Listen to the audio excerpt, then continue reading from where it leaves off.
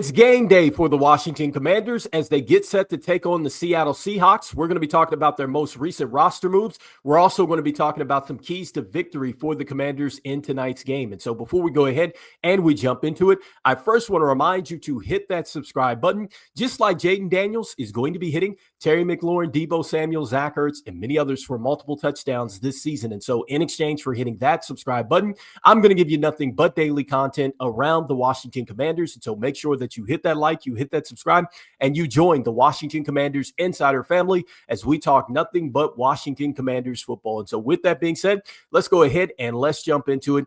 And let's start with the most recent roster moves for the Washington Commanders. And so if you have not got a chance to see this, the team tweeted this out yesterday. And so it looks like that they are elevating wide receiver Treylon Burks and defensive tackle Sheldon from the practice squad to the active roster in tonight's game. And so normally I don't talk about the players that have been elevated from the practice squad heading into a game, but I think that these players have a chance, and I'll say it again, have a chance to play some really significant snaps here for the Washington Commanders in this game. And so starting with Treylon Burks, look, I think that if Treylon Burks can come out and make some plays in tonight's game and really show that he can be trusted by Jayden Daniels and this offense, he could really put himself into a major role with this team, because I do think that they're still trying to find out, just really some consistency with the wide receivers, and they're also trying to get that spark right now. And so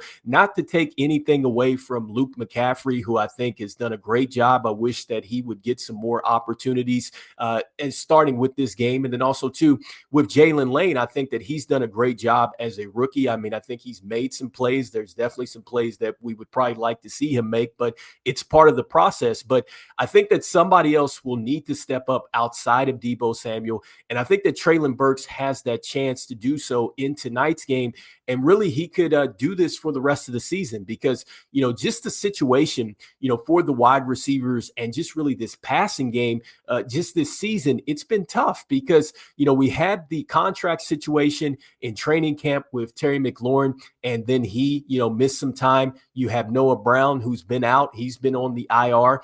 And then you get Terry McLaurin back, only to have him get injured. And so now, we really don't know what the long term is going to look like here with Terry McLaurin. And I say that because it did take him some time to get ready for that Kansas City Chiefs game, after straining that quad. And so hopefully, he's back sooner rather than later.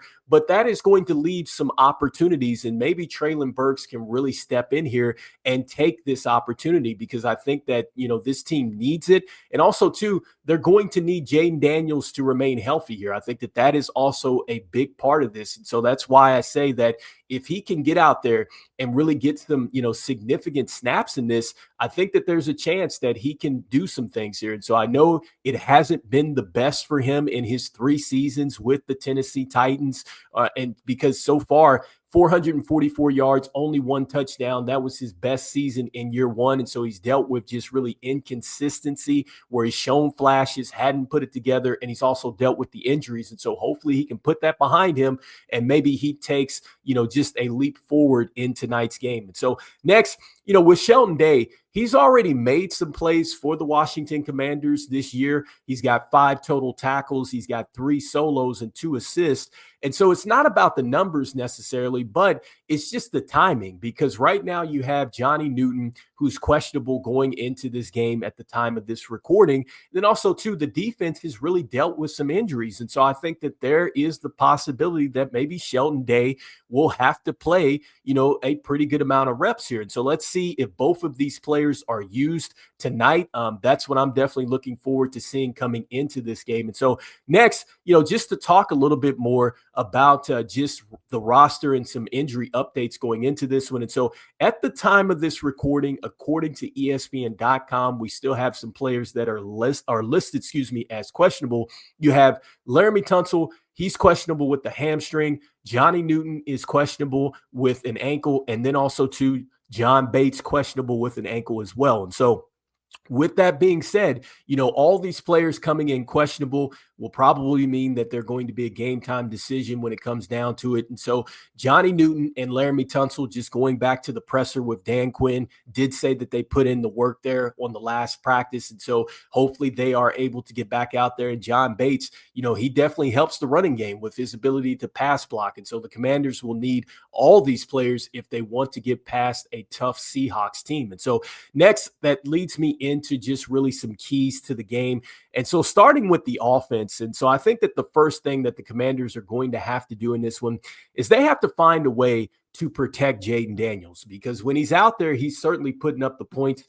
This team has averaged, I think, 22.4 points when he's out there. And so we will need Jayden Daniels to definitely be out there for the full game, and that means that you have to protect him. And so coming into this one, Jayden Daniels has already dealt with the sprained knee. He's now dealing with the hamstring, and so hopefully, there is no re-injury there, with the weather and everything else, and then also, too, with him running around, because, yes, he was practicing and everything, but it's going to be a little bit different now when it's an uncontrolled environment when you're in these games and stuff like that. And so, if he's going to be elusive and make plays and stuff like that with his legs to, extend, plays and drives and stuff like that, then, hopefully Jayden Daniels is full go here. And so you want to protect him as much as possible to where, he doesn't necessarily have to extend plays. He's able to just keep his eyes down the field and make the plays that he needs to make. We know that, that is part of the deal with Jayden Daniels, and really what makes him special is his ability to extend.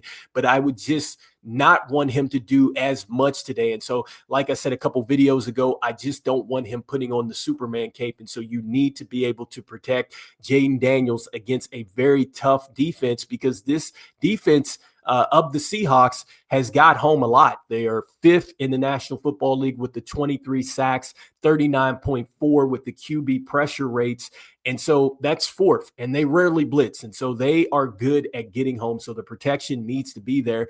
And next, for this offense to really take off and win this game, they're going to have to continue to run the football. They cannot afford to get behind and not run the football. I think that this team needs to lead with running the football, and you need to find a way to get the Seahawks really in the box and then be able to throw over the top. Because I think that as you're able to open up the run game here, this is where, you're going to start to see, your play actions are going to open up. It's also going to open up some things for, a guy like Zach Ertz. Is going to open up some more time for a guy like Treylon Burks, Chris Moore, Luke McCaffrey, all these wide receivers here, because they have to hold just that second when you go into a play fake, because you're running the ball so well. And so hopefully the Commanders can do that. And I think that that's going to be critical too, as far as keeping drives alive, because this defense has been pretty stingy on third downs. And so they're actually 7th coming into this.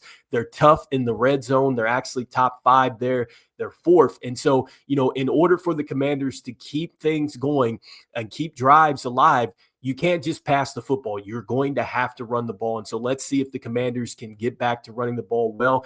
And for what it's worth, I mean, I know that it's really taken a little bit of a step back the last couple of weeks. They're still 3rd in the National Football League, averaging 137 yards per game. And so the next thing here for the team and what they're going to have to do is they are going to have to really just finish on this defense, because Seattle at this point in time coming into this one, they have kept teams down a lot as far as the points scored. And so, in fact, under 21 points in 6 of their last 7 games. They're only giving up 19.4 points per game. And so when you get a chance to score a touchdown on this team, you need to make sure that you finish against this defense, because that is the way that you're also going to keep up with the Seahawks offense as well. You cannot be in situations where the Seahawks are forcing you to just 3. You need to find ways to finish in the red zone. And so finishing these drives are going to be important.